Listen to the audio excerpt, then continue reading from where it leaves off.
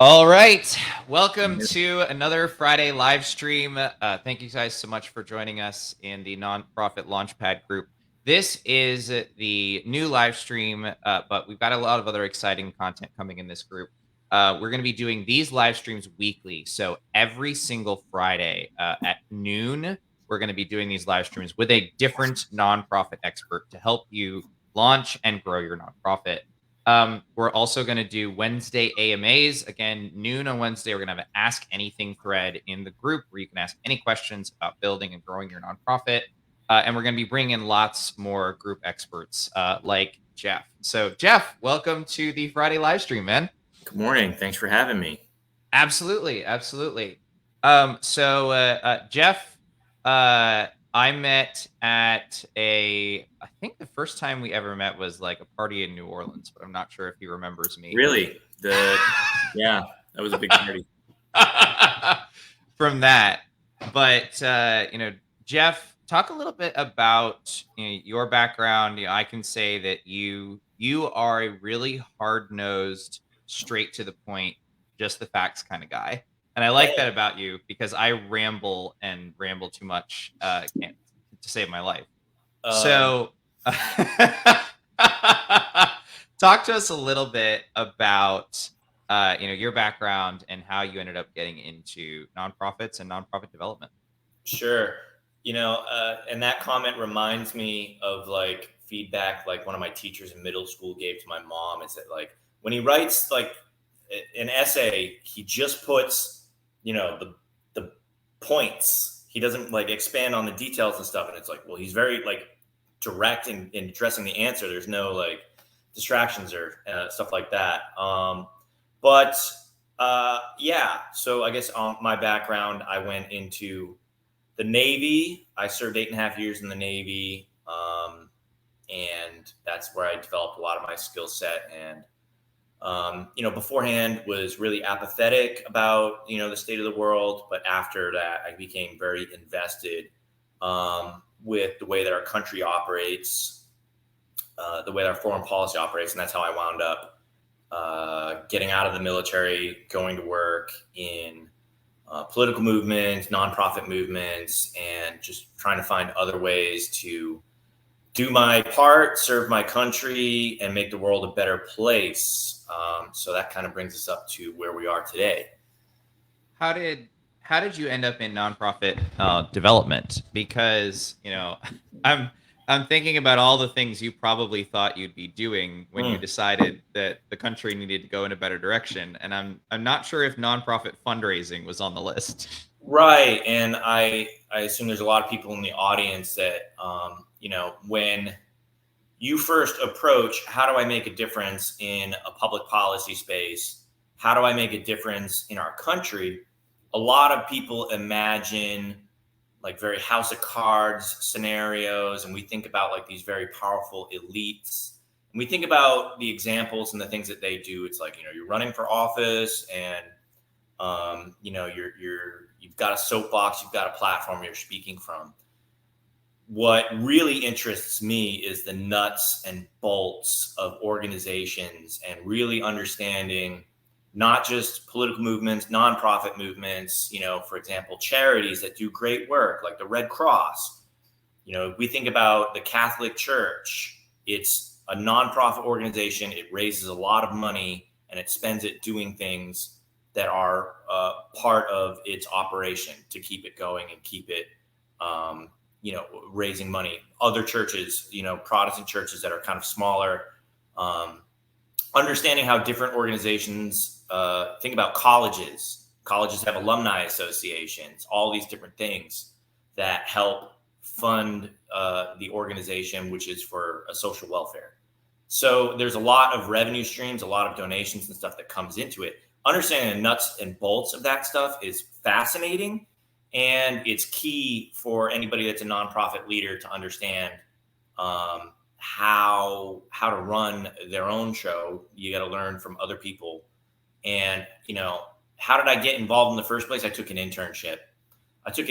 And somebody told me, people were telling me for a really long time. I guess it was not a really long time, but from the time I got out of the military to the time it was probably a span of 3 years.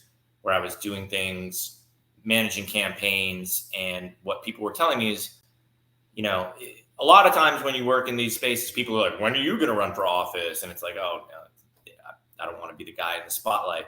But the next thing that you can do after being that like spokesperson in the spotlight is to be the fundraiser.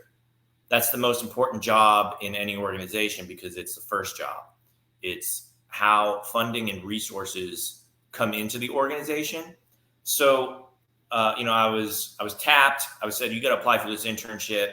You got to get involved in the development department, the fundraising skill set. It's like right up your alley. You'd be really good at it. People were telling me that. And when I got into it, I realized fundraising and development and the joy of fundraising is that you get to be the connection between somebody that's doing the great work on the ground. If you think about a homeless shelter, there's somebody that's pouring the soup in the bowl and handing it to the homeless people in the shelter. You get to directly connect and communicate between that person on the front line of the good work that they're doing and the person that funds the entire homeless shelter. You get to go to that person and express the gratitude, report the results, and you're explaining, you're keeping accountable all the things that this person donated money, and you're keeping the accountability with that update saying, you made a contribution, you made all this work possible, here's what it looks like. And occasionally I'd like to introduce you to somebody that's actually doing the work, somebody that's benefiting from the work. I want to introduce you to this person whose life has been made better. I want to introduce you to the person that's doing the work, making people's lives better. And in development and fundraising, your job is to collect the stories and report it to the people that are making it possible, express that gratitude. And ultimately it's a cycle that has to keep circling through, that a contribution comes in, you thank them, you show the results, and you work towards getting more contributions perpetually throughout the future. And that is, I think, the job of development is how you stay involved in every single aspect of your nonprofit. It's the primary function of any CEO, any chairman of the board, any board of directors members. And not every nonprofit understands that as well as they should. That's one lesson that I would give, is that when you're the CEO of a company, and I was having this conversation with a friend last night who just started up very recently a nonprofit. And I said, you guys are going from activists that have done a really great job and established a reputation, and you've done a lot of great things. And now you're starting an organization to continue doing those great things.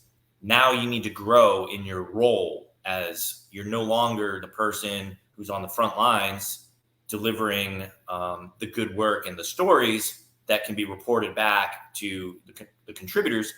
As the CEO, you're the person whose number one responsibility is to recruit major donors, contributors, sponsors, board members, funders, and convert them into advocates and cheerleaders. So let's talk about that mindset a little bit. So I know a lot of nonprofit leaders. I've had to have the conversation with them when they're like, I'm going to find somebody who's really good at fundraising, and I'm going to have them raise money for my organization. Right. And I have to be like, okay, so unfortunately, that person that you're looking for is you. Exactly. And a lot of them are really concerned about going to ask for money because they're like, well, I don't like begging people for money. I really don't like being in a position where I feel like I'm just asking for a handout.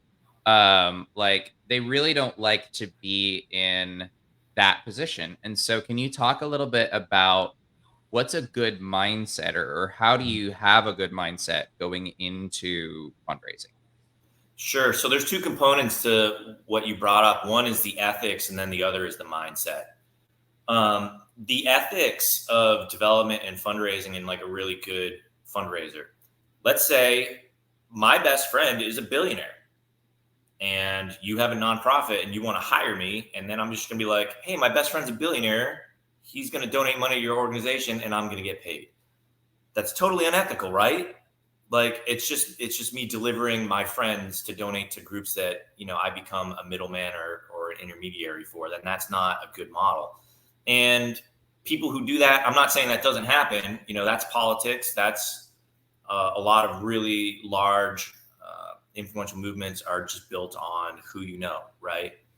If you're a small nonprofit and you don't have access to, billionaire best friends, when you hire a development professional, their job is to analyze the relationships that the organization has, find new ones through research, and develop those relationships for you to own.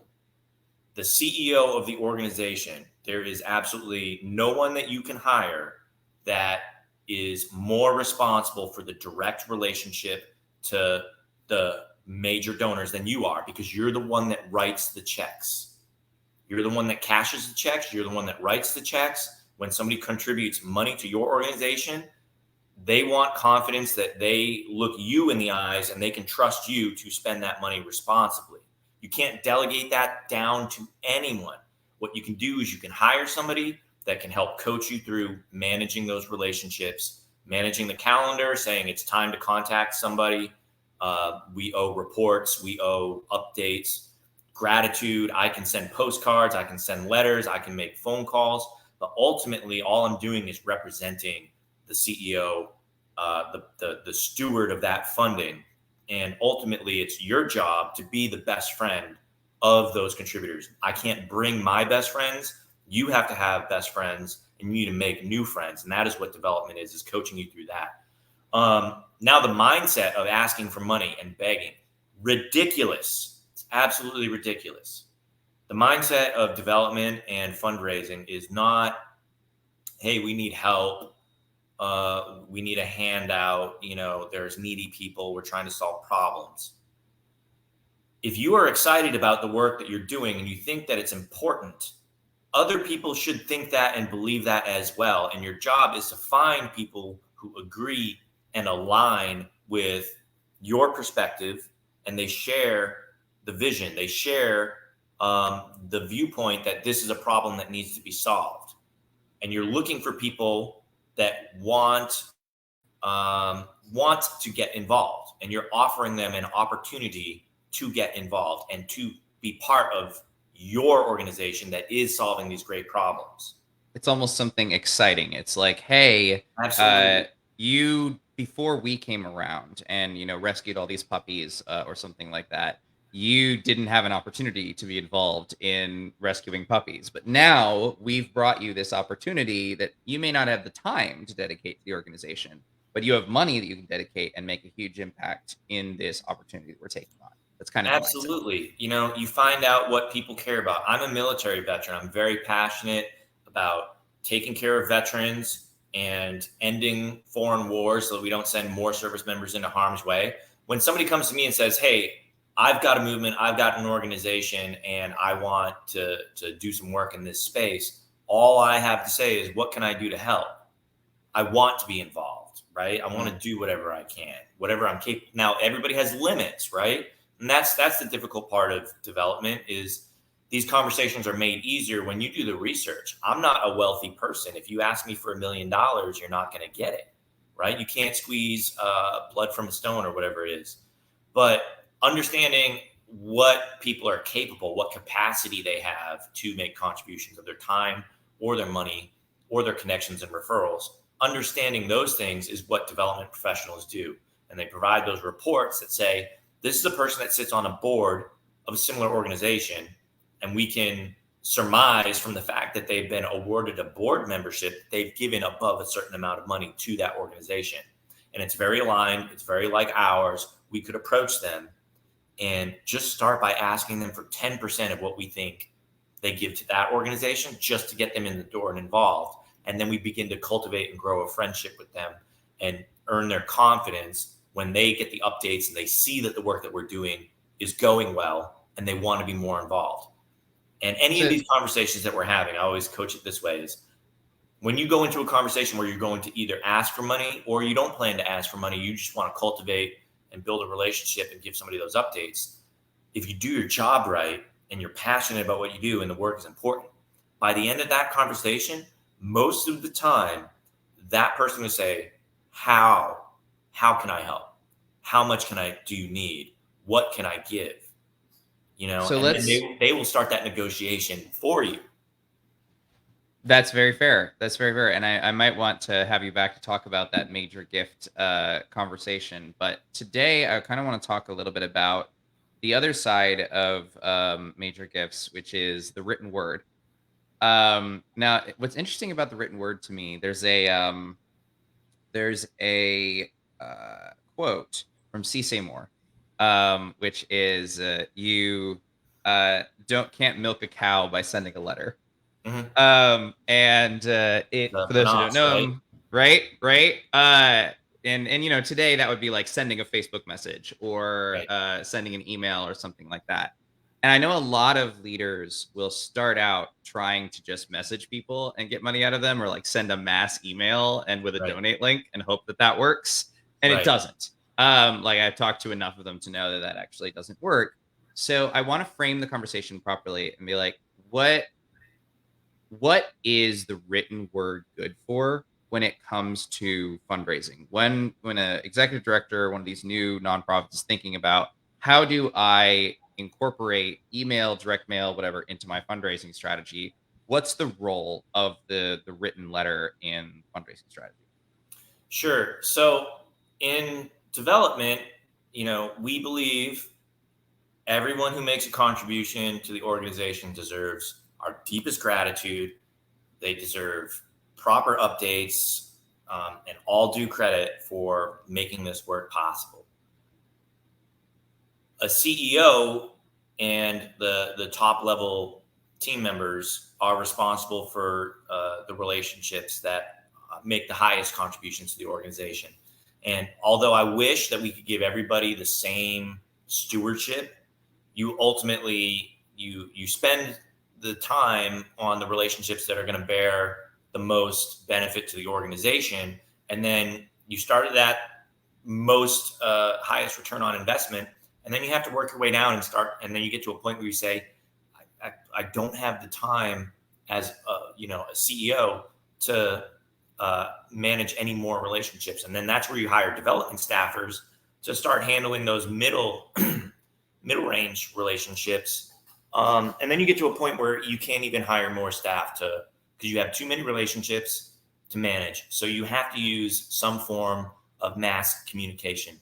And you want that communication to still seem as personal, and be packed with just as much gratitude. It's just unfortunate you're not able to like visit these people in person and shake their hands, like I would do if somebody's donating $1 million to the organization. I'm buying a plane ticket to go thank them. If somebody donates $25, unfortunately, I can't afford that plane ticket. They deserve to be thanked in person. Maybe I'm going to have an end of year event that everybody is welcome and can join us at. But I have to find other ways to communicate with everybody and make sure So everybody it's gets thanked. so it's more or less your kind of position on development that if you can do an in-person visit or do a phone call, if you have the time, that's way better than sending out a letter or an email. And the letter of email or email might be just to get the visit, as Right. opposed to sending out a letter and hoping that that letter brings in gifts. So, there's a sliding scale here of stewardship. When we thank someone or they're a stranger and we want to prospect them and bring them into the organization, the most personal you can get is like literally eye contact, stand across from them and tell them about your organization, shake their hand, thank them, whatever it may be. That's the best, but we can't afford to physically be in all those places all around the country, all around the world, whatever. That's the best. That's the best way to build a relationship with somebody. The next best thing you could do is maybe a video chat like this or a phone call, but I can't afford to phone call 1,000 people a day. I've got to hire staff. I've got to do the best that I can to get the ROI. But ultimately, So if you're just starting out, just to make sure we cover that. So if you're just starting out, right? You're a brand new nonprofit leader and you've dedicated maybe 10, 20 hours a week or something like that Mhm. to running your nonprofit and bringing in donors.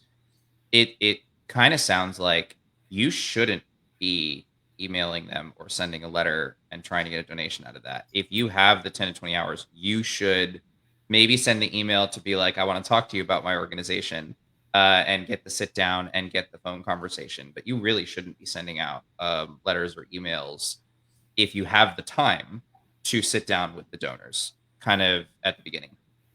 Right. I mean, if you've got 60 minutes, you should be able to pump out 20 voicemails or 3 or 4 conversations if somebody answers the phone. If you've got less than 100 donors, you can do that, you know, in however many hours, 4 or 5 hours, right? So if you've got contributions coming in, you've only got a handful of contributions a day, you absolutely want to call them within 24 hours. So 2 aspects here. One is the mass communication aspect of it, being able to communicate with everybody when you don't have the time, but also you want to be able to give them updates, newsletter style, on a periodic basis. Monthly is probably, it's not necessary to go that often, depending on how many updates you have. You want to leave room for like something just happened, breaking news, and you want to get that out there. You probably want to communicate in the written word, direct mail, because it does get pricey, at least quarterly, maybe once a month if you can afford it, if you have a smaller list or you have a lot of updates. But email, it's a lot cheaper. You can send it for pennies. The thing is that there are going to be diminishing returns on that sliding scale of stewardship. In person, like I'm 100% able to gauge this person's reaction, and the cultivation is much, much, much greater. There's going to be a barrier to that personal connection if it's electronic communication, whether it's phone or video, but it's still a really great way to make sure that the emotional, it's still real time. It's still actually engaging with them. Okay. Yeah, the rapport is there. Now, when I have written words, whether it's a direct mail letter or an email or a text message, there's a certain amount of connection that's lost. It seems a little bit more like marketing, telemarketing, or anything like that. That being said, the direct mail, like a letter in the mail, that's still much more personal than an email, right? An email, I could definitely ignore it. I'm going to open up my phone, I'm going to see it, I'm going to swipe it, and it's gone. If I send a letter in the mail, even if they get it and they say, I'm not going to open this right now, guess what? It's sitting on the mantle, and they'll come back to it later. And eventually they're going to open it. I've sent direct mail to people, and you put a code on it, so there's a return envelope inside and it has a code on it. I've sent 1, 2, 3 letters and then got a return envelope from the first letter, meaning they got all of my letters, they opened them, they didn't get around to sending anything, but they kept those return envelopes and they used one of the earlier ones, and they're saving the other ones somehow, and so they've gotten 3, 4, 5 letters from me that were newsletter updates, and obviously they give the option to respond with a contribution. But it just goes to show you that, at around $1 or $2 per letter, if I send them 6 letters, I spent $12 contacting them over a period of 6 months. Then they send a $25 gift. I've paid for the communication. I've made a revenue positive contribution that goes into the work. And if I do that at scale, say 1,000 people, I'm able to contact. It costs me $12 to get the $25, but I'm still getting, $13 per person times 1,000. That's, going to be $13,000, right? There's an economy of scale there. I can't call those people and ask them for $25 at a time, but I can send for $1 or $2 tops, a letter in the mail, contact all of them at once, and it's done. And I do that once a month. And on top of that, I'm also making phone calls, and I'm also dealing with my most valuable relationships, and the most of my time is focused on that. And I'm not getting too distracted by just chasing the $25 gift, because there's an expression. If I'm going to ask somebody for a $25,000 gift and they have the capacity to give it, and I'm going to ask somebody for a $25 gift and it's kind of going to sting, it's going to, like, they're going to have to check their budget because they're living paycheck to paycheck. The same amount of effort.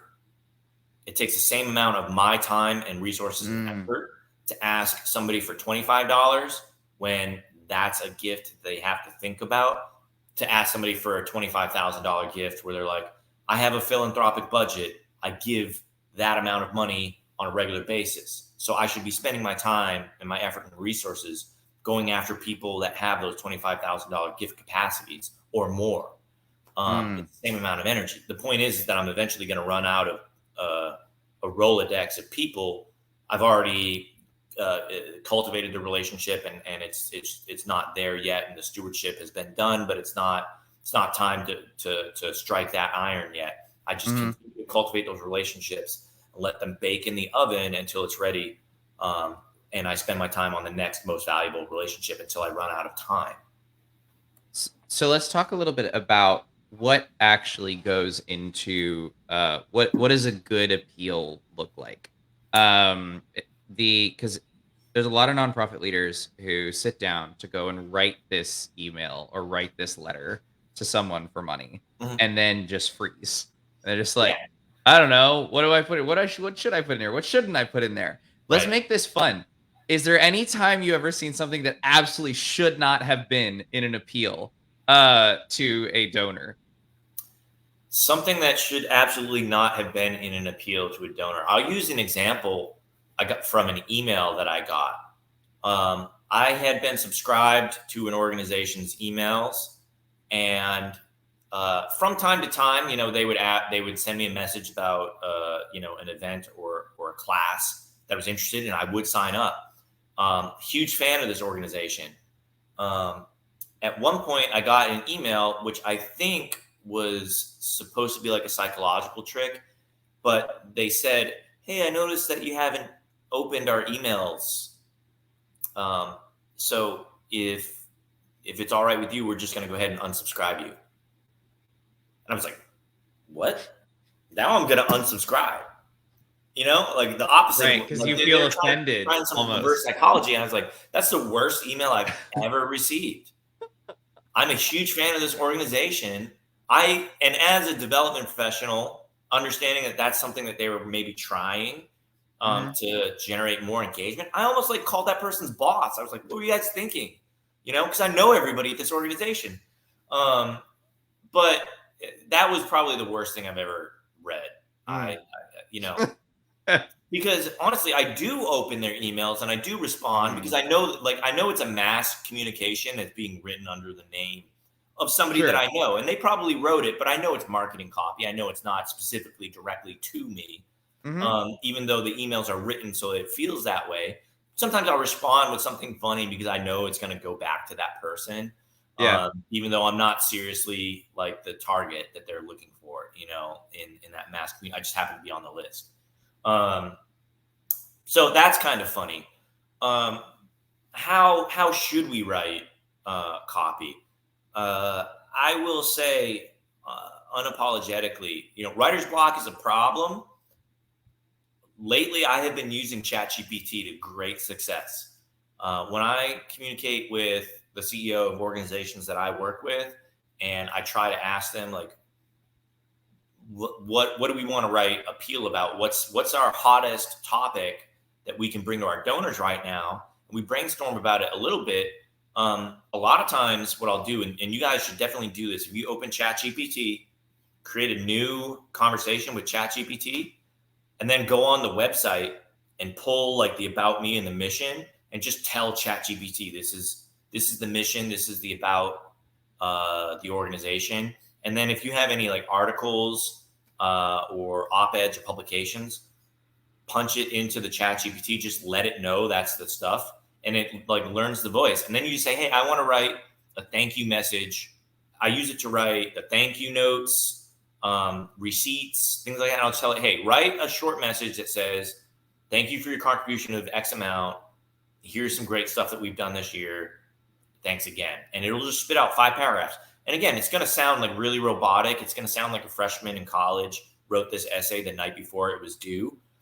You can go through and edit it, put it in your voice, but it's going to break that writer's block. And it's at least going to give you that outline of like, okay, in the first paragraph, I want to jump out and say, thanks for your contribution of this amount of money on this date. So if I have like I want to do an appeal letter, I know what I want to do it about. I Right. give ChatGPT kind of my mission and vision of the organization and a little bit of my Yeah. voice. And then I say, hey, would you write me a appeal letter to donors? And when you're writing an appeal Yeah. letter, is it always about a specific project that the organization is doing? Or is Yes. it okay? So not usually just give to my organization. It's always about a specific project and here's the specific results.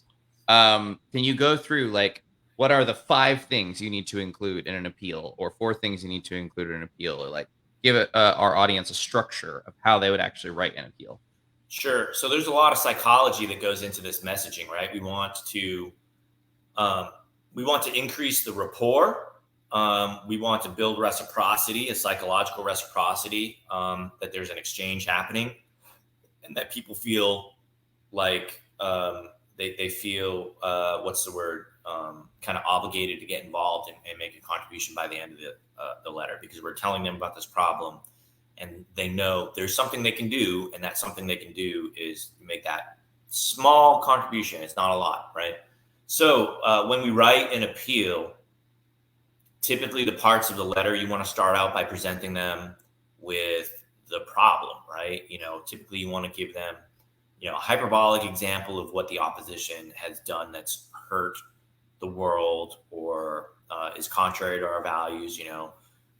There people out there are doing this thing and they're burning things to the ground and they're breaking stuff, right? Um, and there's a lot of darkness in the world, but don't worry, we're here. We have a plan, we have a solution, and here's what it looks like. We do this, this, and this, right? So step one, just to recap, present that problem that is going to get people passionate and engaged and hooked into the message. The next is you say, our organization is here to do the thing that's going to solve it. Now you start with some personal stories. We have an activist. They started out like this. We got a hold of them. We helped them. And now they do this. And ultimately, it's had an impact on the world. So I tell that story in the middle that gives people a little bit of glimmering hope that, we found somebody that was, whether your organization is in the work of activists and like training people and teaching people about a value and taking them from ignorance of this value to being somebody who's adopted the value, or whether you're a homeless shelter. We've taken people that were homeless, we've helped X amount of people. Here's the story of a homeless person that was living on the street. They were living under a bridge and now they're in a shelter, and now they're out of the shelter and they're back on their feet, right? Telling that story, and then also telling a story of, this is what it looks like to be a volunteer at our shelter. This person came in, they volunteered, they helped people, and this is the type of person that your contribution goes to helping. So I'm keeping it.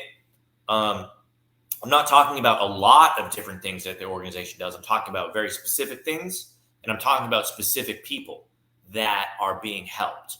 I'm talking about not 1,000 homeless people. I'm talking about one homeless person, right? I'm not talking about 1,000 activists. I'm talking about one activist, and I'm telling their very specific story. It's like when you watch a movie. It's like if I watch a movie about World War II, I know 1,000,000 soldiers fought in World War II, but if I'm watching Saving Private Ryan, that movie is about Private Ryan. And it's about everybody that's involved in bringing that person home. And I get some of the stories and some of the vignettes as they pass through their journey, right? But I'm telling a story that's personal. And it's not just like D-Day happened and like a bunch of people landed on the beach and they all got slaughtered. I'm talking about very personal, very specific examples. And I'm getting up close and personal and in the mud with the people that are doing the work on the front lines. And when I communicate it like that, people are drawn in because they understand it's not some intangible concept. It's a very real thing that's happening in people's lives. And by the time I get to the end of that letter and it's time to make the ask, I'm not putting an emphasis on the money. It's impossible to not indicate I need you to give X amount of money. But to the extent possible, I'm treating it as a personal friendship relationship of like, you and I share the same values and we want to see this work get done. I'm going to quantify how that work gets done using financial terms as little as possible. I'm going to the extent possible, I'm going to say, we have 1,000 activists and your contribution could help us fund one more. And it costs this amount of money. to Mm. fund one activist, but I'm How, quantifying it in how many activists, how many victims of homelessness I'm lifting out of poverty. I quantify, would you like to help one homeless person or 5 homeless persons? Would you like to fund us having one activist or one volunteer in the shelter or 5 volunteers in the shelter? And then how it's do an you, thought how much it costs to do that in the budget. so for something like activist training, that's often fairly easy to figure out. You take the Right. cost of the event, you divide it by the number of people, you get your average. Mhm. For something that is incredibly varied, so like you have a foster program that is long term, and sometimes it's 3 days, and sometimes it's 20 days that you're Mhm. fostering an animal or something like that. How do you figure out what that thing is that you're talking about people giving to? Mhm. Like, your X dollars will do X. How do you figure that out if your costs are really varied in the program? Yeah, it's important to have a budget to understand what's in the budget, and also to understand that a budget is not it is not invariable, right? It's going to be a plan, and you're going to deviate from that plan sometimes. You want to understand how much of your money, you want to understand how much things are going to cost. Obviously, on the day to day operation, you're going to be swiping a card on every incidental that happens. You have to be able to plan. There's going to be a certain amount of those incidentals. There's going to be a certain amount of money that it's going to cost me to run the program budget, and then there's going to be overhead, supplies, staff, and salaries. When I ask people to make a contribution, I need to account for all of those things and say staff time included. That's the biggest mistake I see, is that people will say, the supplies that we give to the cost of the things that we buy and we provide to the beneficiary of our philanthropic relief program, the cost of delivering the relief, right? You need to include the staff's time. It's going to inflate that cost a little bit, but if you don't ask for that money, you're going to find yourself with enough money to pay for the stuff to give away, but not enough to pay for the staff, the overhead, the Mm, administration, and the costs of running the business. And then if you can't run the business, if you can't pay the staff, then you can't actually have anybody buy that stuff and provide the relief. So you need to include that in the cost of what your asks are being made when you ballpark it, and you don't have to break it down um, super in detail, line item style. There are going to be some donors that are going to challenge you to open up your books and your budget and show them. Um, a lot of wealthy people have run businesses, they're certified accountants, and they're going to be interested. Similar to how I'm passionate about what I do for a living, they're going to be passionate about what they do for a living. They're going to want to contribute their expertise. You should welcome that. But um, most people, they just want to know, how much do I have to give to make this thing happen? And you tell them, and then they give it, and then you do it, and you report back good news. mm. So what about so we've covered essentially problem, story, ask is more or less the framework. Right, Ask to accomplish one of these things that we just talked about in the story form, right? right. That's the broad stroke. Um, and I assume the story is kind of as long or as short as you're able to make it to get the point across. Right. You want to have a heartfelt impact from the story. Do you have some sort of like hook at the top that gets someone to read into the letter? And if so, like what are some of the more successful hooks that you found to get people to not just pick it up and go, "Oh, it's from this organization or it's from this person," but actually keep reading, down into the story? Right. I mean, there's two ways that you can go with that hook. One way to go is inflammatory and be like, the other side is doing something horrible. The sky is falling. Mm, Um, in my experience, that is something that works in the short term, but is not something that's going to be repeatable. People get exhausted by that sort of stuff. So the other way that you go is inspiring, hopeful, um, and it's easier to do that on a second or subsequent ask when somebody's already a contributor, because you're expressing gratitude. And gratitude is the most powerful way to build relationships with people, is to express your thanks, make them feel seen, and make them feel valued. So that is the best foot forward that you can put. Once in a while, you need to wake people up and say, hey, there's some really horrible things going on, and we need to address those problems. We need to take really serious action to do it. And then there's just obviously a balance in between those two things, those two tones, that you have to work through. And any composition, whether it's a donor letter or a poem or a song, it's a roller coaster ride. There are highs and lows. There's tasteful silences, and there are crescendos, right? So you want to be able to have, there's a problem. It's really inflammatory. We need to get to work on this ASAP. There's urgency, right? There's urgency. There's that high, and then we can take it down a notch and be calming and soothing and say, hey, your contribution is gratefully appreciated. There's all this great stuff, and it's very calming and very soothing, and people appreciate that, and it's still building some kind of psychological reciprocity in that exchange of the relationship there. So powerful hooks. I mean, when I work with like a political group, they're gonna be like, the socialists, the Democratic Socialists and Antifa, they're burning stuff to the ground. Haven't seen a lot of that lately. But maybe it was the letters. The letters stopped. Know your audience. Yeah, know your audience and segment your audience, because there might be people that are more obsessed with that narrative than even I am. And if I want to reach them, I want to feed their passion, what they're passionate about. If somebody's like literally obsessed with this culture war type stuff, and I don't really want to indulge in that too much, I want to hook them a little bit, because I have to. I have no choice but to engage my audience on the terms that they are looking for. But ultimately, I want to draw them back into the work that I'm doing and the solutions that I have that are inspiring to them and gives them hope.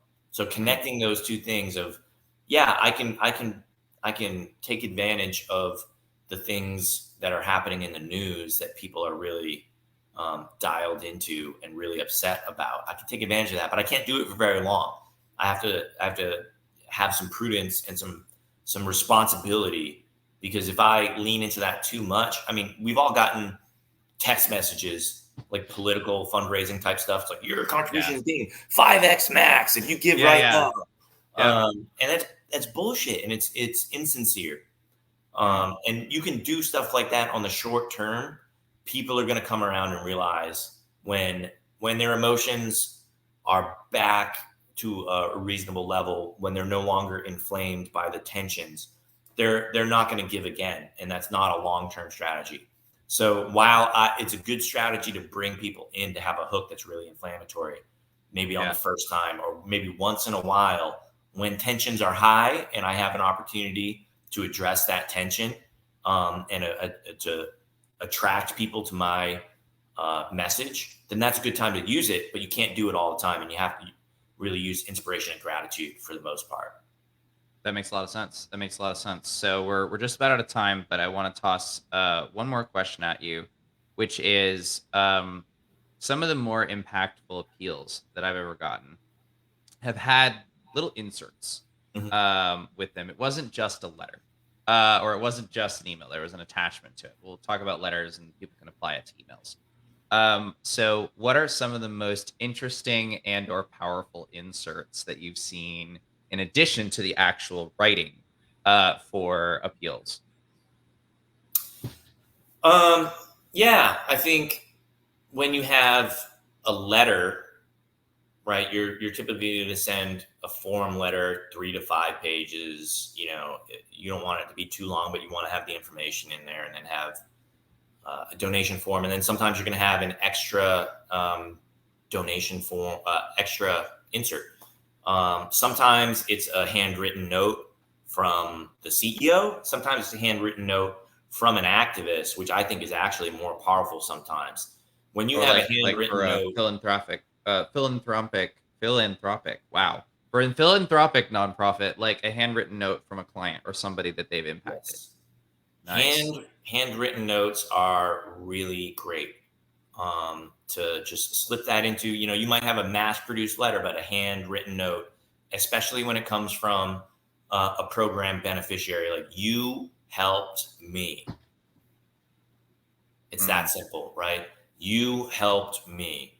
If it's prospecting and it's somebody that's new and they haven't made a contribution, there's no reason to thank them because they haven't made that contribution yet. It's helpful to have gifts in there, not like,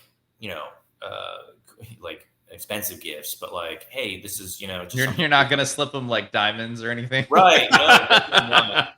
I definitely heard stories of less ethical fundraisers that received gifts in return, and if, just because they build friendships.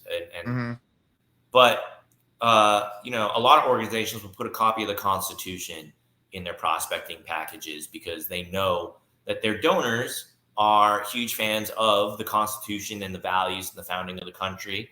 And a lot of organizations have had great success using a branded copy of the Constitution, the Declaration of Independence, to be like, everybody should read this document. Part of our work is to make sure everybody sees it. So here's a copy, and that's what we're handing out to young people. I think one of the best messages, every organization has this appeal available, is like, we're talking to young people and reaching them with our values and our ideas. People that are getting up there in age and they're worried about their legacies, they want their values to reach the next generation that's coming up. And they don't believe that's happening in public schools or even universities, on college campuses. And the most powerful thing we can do to connect a wealthy retired generation, considering their end of life expenses and their planned giving and their last will. People that are looking at their last will, get their affairs in order. They have perspective, and they think like, when I'm gone, I'm going to have this amount of money left over to give to charity. How am I going to get the best legacy and make sure that the world's going to be a better place after I'm gone? And connecting people from, a generation that's in their last stage of life to those that are just entering adulthood. That's the target audience, and that's the message. So how do we reach them? By having an insert or a communication from that beneficiary, from that young person, connecting those two generations together, saying, thank you so much for your contribution, or I'm the person that your contribution goes to benefit, and here's how it's helping me build a better world and a legacy for that generation that's in their last stage of life, and they're concerned about that. So thank you cards and gifts and things that connect the values that we share. A token of gratitude, a token of the values, and an expression of gratitude. Those are some of the best things that you can put in there, in addition to mass-produced form letters, gratitude, tokens of our values, things of that nature. Stickers, fun things as well, also work, but as long as it's connecting the values and the work and the person benefiting from the contribution to the person giving it, building a connection and rapport. That makes a lot of sense. All right, Jeff, you got a second to promote anything you want to hype up, and go ahead. Sure. My full-time job, I work at Libertarian Policy Foundation and the Libertarian Policy Institute. That's a 501c3 and a 501c4. And our mission is to provide training just like this one. You can come to our Amplify training. The Libertarian Policy Foundation provides training on everything that you need to know. It's in the format of, if you were to run for office and have a campaign, and how you would build your brand, your message, and communicate and fundraise and contact constituents with your message and the things that you want to persuade them on, from a perspective of the libertarian policy solutions that our organization is trying to advance, and providing the insights that you need to be able to communicate about those things. And it's totally applicable to any other kind of project or any other way that you would choose to advance those values. So that's one project that I have. Another project that I have is Liberty Live. And what we do is we combine conversations about policy and culture, right? People with different perspectives, we bring them together to have those debates and those salon-style discussions. And we're going to merge it with the culture of music and entertainment to really just bring people together, because there's a lot of division and a lot of partisanship, and we know that our system of politics is designed to divide and conquer, and we want to bring people together and have those conversations, have those meaningful debates, where we're talking about the best ideas and allowing those to come through and build relationships, build community, and also enjoy some really great live music. So we're hoping to do more events. We have one scheduled here in Austin coming up next month on the 24th. I'll keep you posted about that, but check out Liberty Live. We're going to be hopefully doing those once a month, and eventually hope to bring those types of events to places outside of Austin, Texas, which is the live music capital of the world. It's a great place to pilot this program. Hopefully we can bring it to other places and go on tour and do that in the future. So we're looking forward to how we can expand that program. Awesome. Jeff, it's been a pleasure to have you. Thank you for delivering so much value on this conversation. For everyone watching, we do these live streams weekly at 12 p.m. Eastern. So you can tune in and hear from nonprofit experts helping you get your nonprofit off the ground. And of course, if you would like help launching your nonprofit or raising your first 50,000, visit us at nextlevelnonprofits.us. Schedule a 30-minute call. We'll chat about your organization and what you're planning to do. Jeff, thanks so much for being on. Have a wonderful weekend, my friend, and I will catch you later. Excellent. Thanks for having me.